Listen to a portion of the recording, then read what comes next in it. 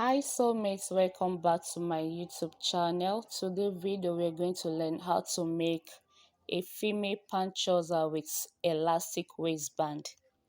I have marked out my vertical measurements, which is the waistline, the hip line, the crotch line, the knee line, and my baseline.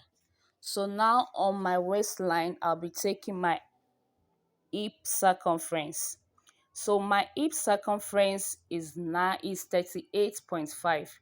38.5 divided by 4 will give us 9¾ plus 1 is in allowance. So that's the measurement I'm going to be taking both on my crotch line and on my waistline. So on my crotch line, I'll be extending the line by 2 inches. As we can see, I'll be using my pattern master to curve it out. Also remember on my above my waistline, I marked out 3 inches for my band. So that means I'll be cutting both the band and the waist and the trouser together. So now on my waistline, I'll be taking my waist circumference. My waist circumference is 31.5. 31.5 divided by 4 will give us 7¾ 7¾ Then I'll be adding 1/8 sewing allowance.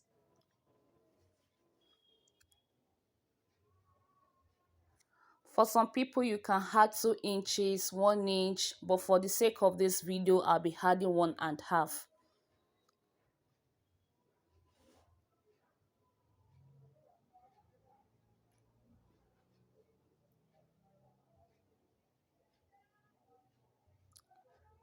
So I'll be connecting this line from my waistline to my crotch line to have a perfect fitting.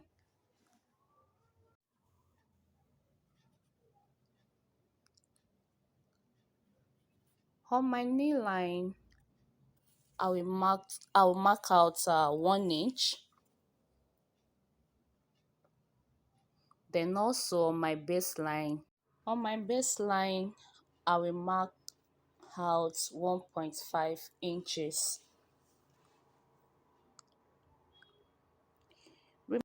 I will use my ruler to connect the baseline to the nail line.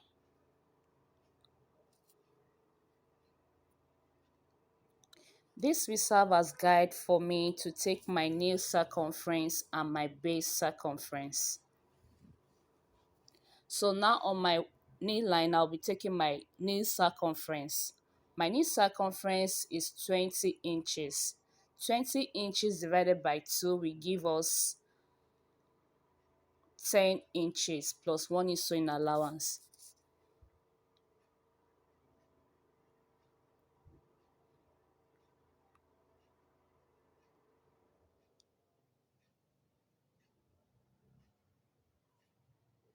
Then also on my baseline, I'll be taking my ankle circumference. Remember my trouser is a straight one. So on my baseline, my base circumference is 18 inches. 18 inches divided by 2 will give me 9 inches plus 1 is sewing allowance. Then I'll be connecting the line from the baseline to the nail line down to the crotch line using my ruler.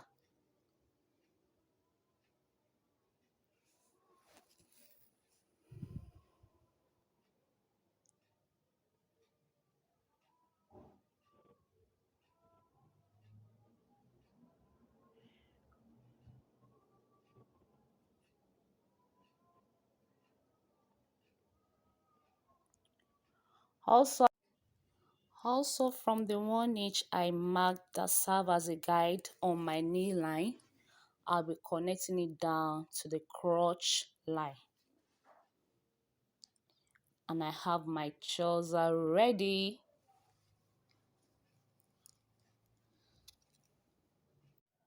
So from the 3 inches I marked above my waistline, which serve as my band casing, I will come down by half inch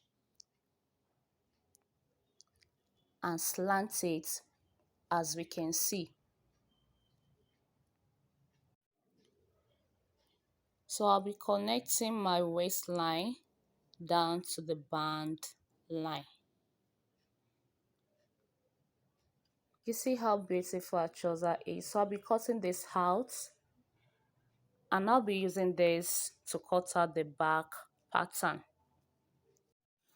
If you find this video helpful, kindly subscribe and click on the notification bell to get notified when I upload new video.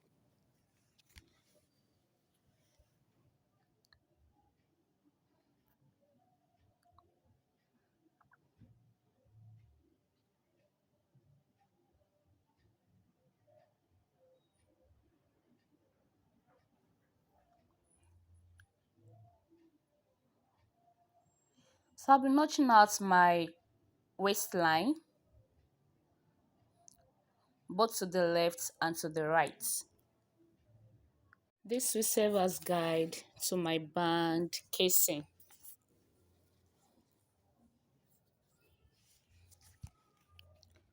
So I'll be pinning this, and I'll be placing this on my folded fabric to cut the back pattern.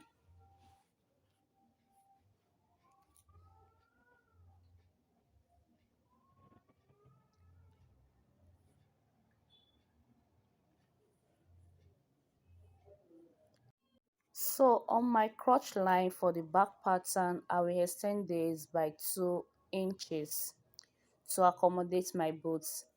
Depending on the size of your clients, some had 2.5, some 3.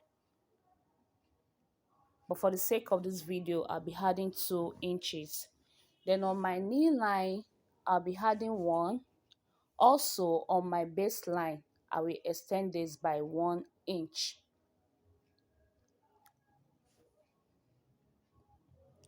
Then I'll come up to my waistline.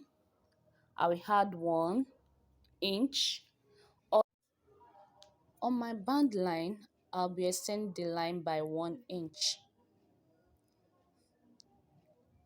Then on the top part of my band line, I will mark out 2 inches.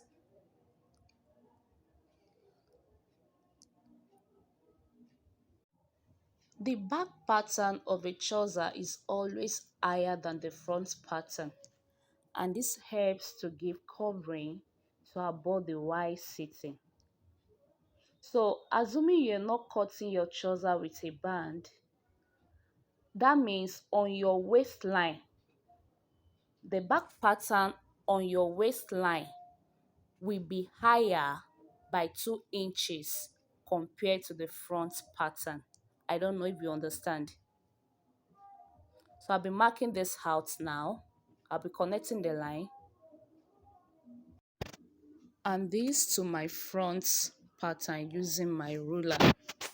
And so our back pattern is ready.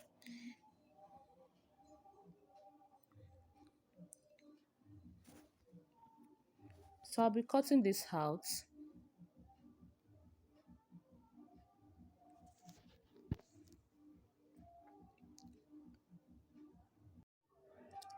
So our trouser is ready. I'll take this to the sewing machine and show you the final look of our trouser. If you have not subscribed, friends, kindly do and click on the notification bell for new videos. Join me next time for another interesting video. Thank you so much for watching. Remember, All Premium Fashion love you. Thank you. Bye.